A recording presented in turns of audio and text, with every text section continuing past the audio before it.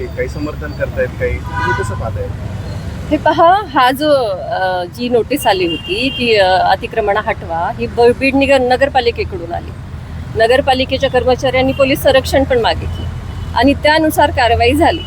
परंतु नगराध्यक्षांचे जे प्रतिनिधी म्हणून आपण त्यांना ओळखतो, नगराध्यक्षांपेक्षा त्यांचीच प्रेझेंटी जिथे जास्त असते, त्यांनी त्या गोष्टीला विरोध केला आणि त्याच्या विरोधात तुम्ही उठाव करताय, मोर्चे काढताय, हे याला काही अर्थ नाही. अतिक्रमण हे सगळीकडून उठवलं जातं. मध्ये एक महिलेचा जो पण प्रकार झाला तो पण आपण सगळ्यांनी बघितला.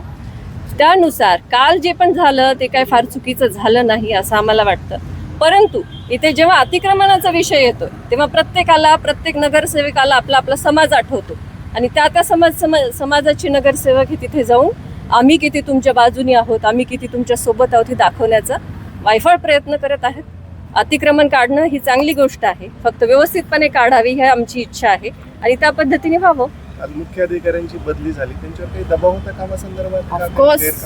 हे पहा, आता जे पण नगरसेवक आहेत जे सत्तेत आहेत त्यामध्येच 3 ते 4 गट त्यांची तयार झाली आहेत. प्रत्येकजण स्वतःला नगराध्यक्ष समजतो आणि त्यामुळे प्रत्येकजण स्वतःला नगराध्यक्ष समजत असल्या कारणाने मुख्याधिकारी साहेबांवर प्रत्येक ग्रुपकडून एक दबाव होताच आणि तो पहिल्या दिवसापासून होता.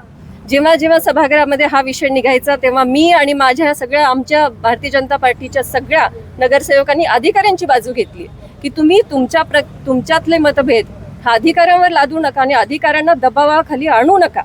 आम्ही पहिल्या दिवसापासून हे बोलत होतो, परंतु ते शेवटी व्हायचं तेच झालं. एक चांगला अधिकारी आपण मुकलोय. बीड शहरात जे ग्राउंडवर राहून काम करायचे मुख्याधिकारी ते आज सोडून गेलेत. आता आपल्याला नवीन अधिकारी येणार, त्यांना बीड समजून घ्यायलाच काही दिवस लागणार आणि बीडसाठी मग चांगले डिसिजन आणि चांगले विचार, चांगले निर्णय कधी होणार हा मोठा प्रश्न आहे. आणि हे पहिला मोठा धक्का ह्या सत्ताधाऱ्यांनी बीड शहरासाठी दिलेला आहे असं माझं मत आहे.